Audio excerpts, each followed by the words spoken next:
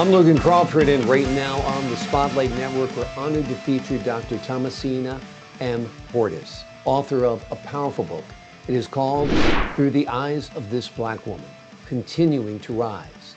This profound and powerful book draws parallels between biblical epistles and the enduring reality of systemic racism, giving voice to generations of Black Americans who have risen with resilience, grace, and undeniable strength. It's part memoir, part call to action. It is an essential read for anyone ready to confront truth, celebrate progress, and demand justice. We're delighted to have this very talented author join us here today on Spotlight. We thank the team at Brookside Press for helping us put her in the spotlight today, and we ask viewers like you to support authors like her by subscribing to our channel and by purchasing her amazing book. The links are below this interview. Doctor, thank you so much for joining us here today on Spotlight. Thank you for having me. I appreciate this. Pleasure to have you on the show. You draw a powerful comparison between Apostle Paul's writings and the modern systemic racism that many experience even yet today. Can you talk to us a little bit about that connection? Each epistle is a lesson about life. And so Paul talks about the life during his tenure. And what I have been able to do is speak directly to how life is for us Black Americans and has been over the years. It talks about our successes in the midst of much of the turmoil that we have engaged through systemic racism. But I want to make something very clear. I am not talking about systemic racism as something that is imposed upon us by all white people. I'm talking about those who subscribe to and are active participants in the ideology of white supremacy. And from that, the context is we are now a part of a process that actually is systemic because it is so ingrained in the governmental processes that impact our lives on a daily basis. The economic structure, the educational structure is not quite as imposing as it was, but it still gives us some yardage to gain to be able to be a part of the mainstream of America. And it because the systemic issues that are so ingrained, they have become normalized for many people. Because we are left out of the history, it becomes a part of a lack of information, not just for Black people, but for all people. How has your own family history shaped your understanding of resilience and progress? I come from a family who says that we are empowered through our heritage, our lineage, and our birthrights to be people capable, competent, and resilient. We are taught that life doesn't necessarily give us candy and ice cream every day. Some days we may have neither. But whatever we have, we are to work and to endure until things get better. And so that's been a part, if I were to give you an adage, it would be don't quit. Mm. And that's been a part of my life's construct as far back as I can remember. Really, yeah. Do you think things are getting better? I think that things are cyclical. I think that there are some things that are better. But I think that we're in a time now where that has to be questioned for us because we see the dismantling of so many of the social constructs that we have been a part of since the Civil Rights Movement. And so to see the dismantling to the degree that it is an impact that makes us also recognize that things are cyclical. And I don't know what it'll be for my children and my grandchildren, because I don't know what the deconstruction that, the degree to which this deconstruction will impact their lives. I mean, I think there seems to be universal agreement in the United States that the justice system isn't fair.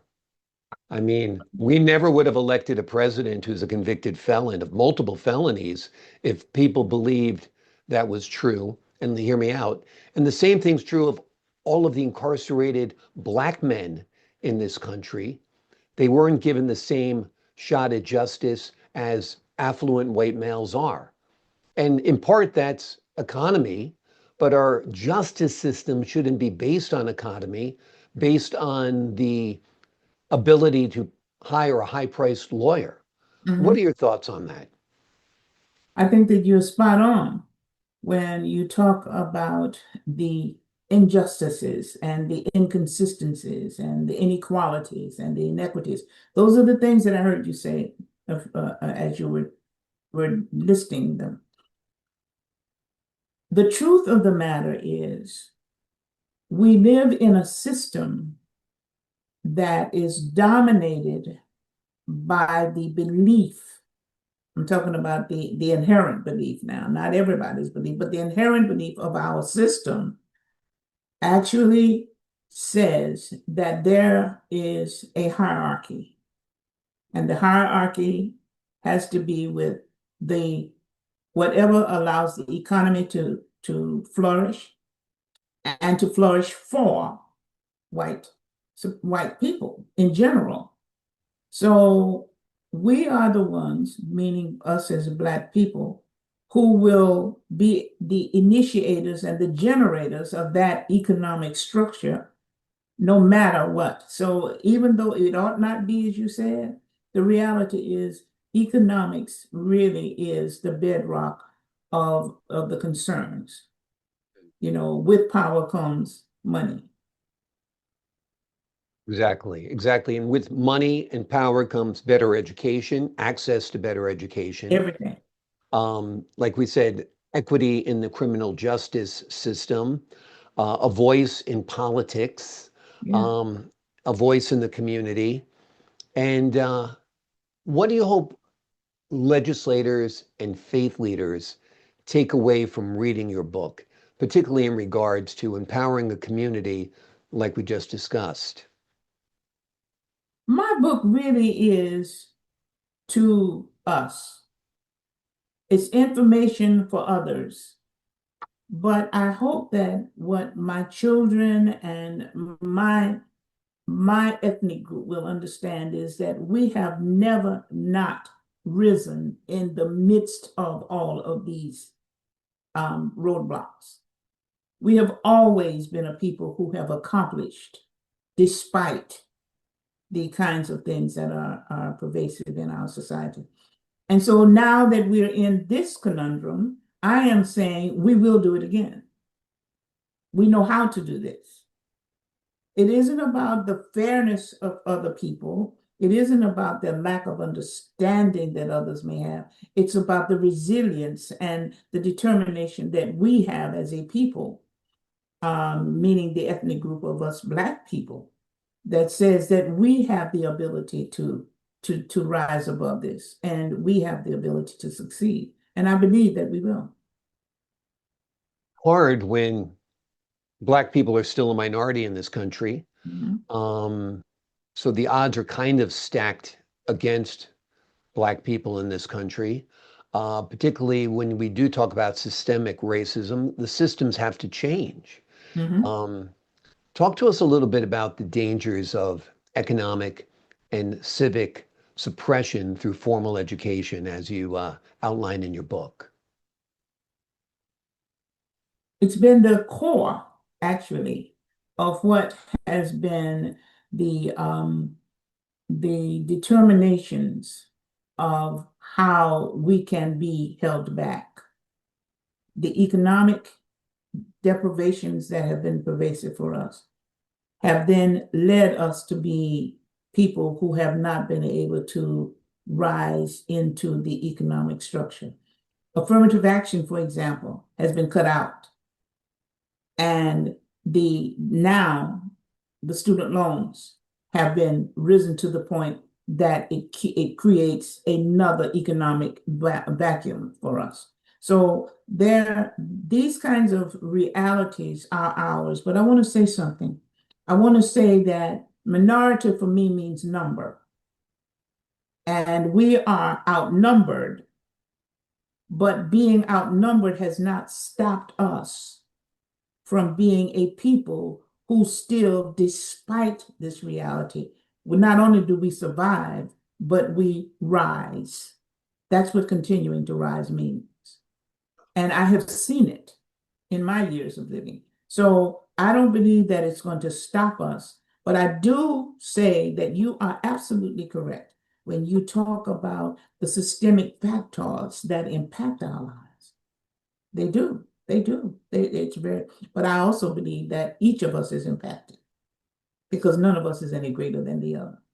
Yeah. I think everybody's impacted. If one group of society is impacted, we're all We're impacted. all that's right. And I also feel that the privilege or the disparity impacts poor people, whether they're white or black. I mean, Absolutely. the same barriers to Absolutely. success are there for, poor white people as well. Mhm. There's no reason that college isn't free, like high school. Mhm. And there's no reason why top universities like Harvard or Yale or Brown don't fill that void more than they do. They don't need to limit their student population the way they do. They could double the sizes of their campus. They could triple it. They could quadruple it. I mean, there's no secret sauce there, you know?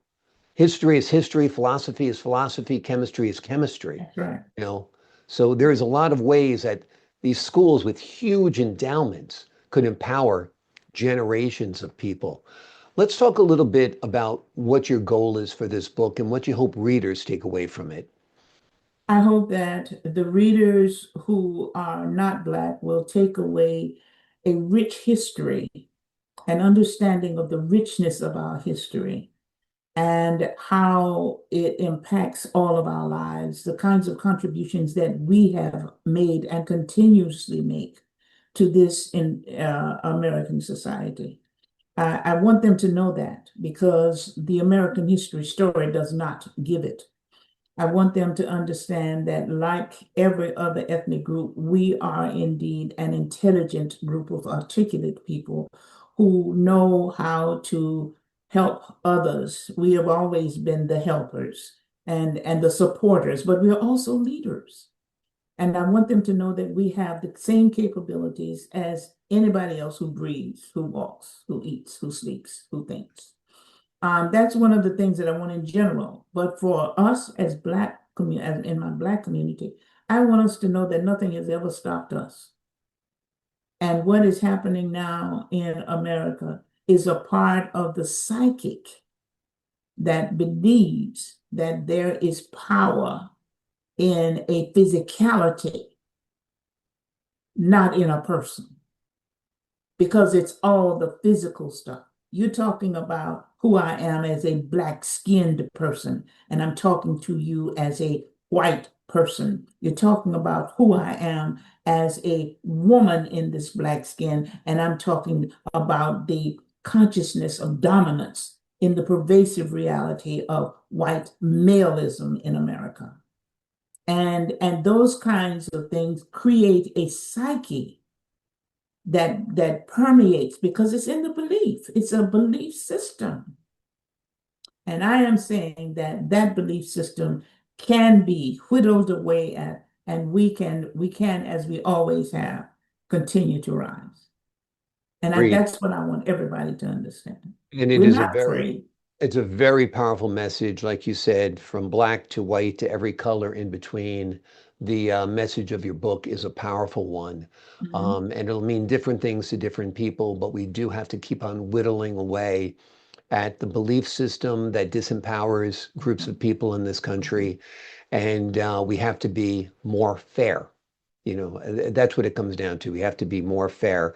And certain times, great action needs to be taken to level the playing field that is still not leveled. Like I said, you need to look at the schools in Greenwich, Connecticut versus the schools in, Bensonhurst. And that will show you the disparity in our system in America In today. every city, no matter Exactly. how large or small, the reality of that disparity is pervasive, Yeah. Without a doubt. Without a without doubt. a doubt. Yep.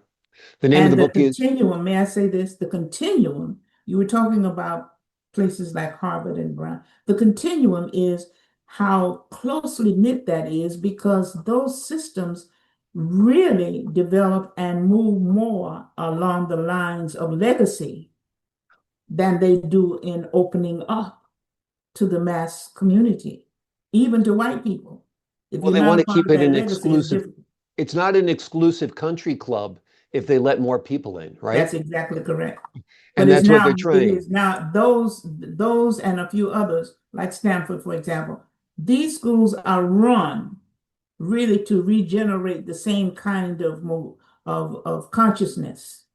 They're run that way ever since the 1600s when Horace Mann started the schools. You see? So it's a part of that enculturation to maintain and perpetuate the divisiveness.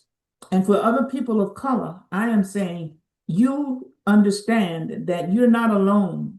You're not alone, but you're not an exception either. We are all in this together because none Great. of us is any greater than the other.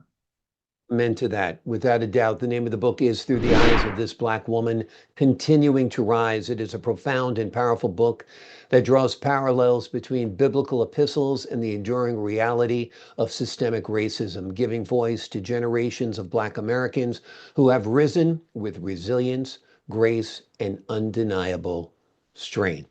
Doctor, thank you so much for joining us here today on Spotlight. I thank you very much for having me. It's been I my pleasure. appreciate your time, your insight, and your wisdom. To the folks at home, I'm Logan Crawford, thanking you for your time this time. Until next time on Spotlight.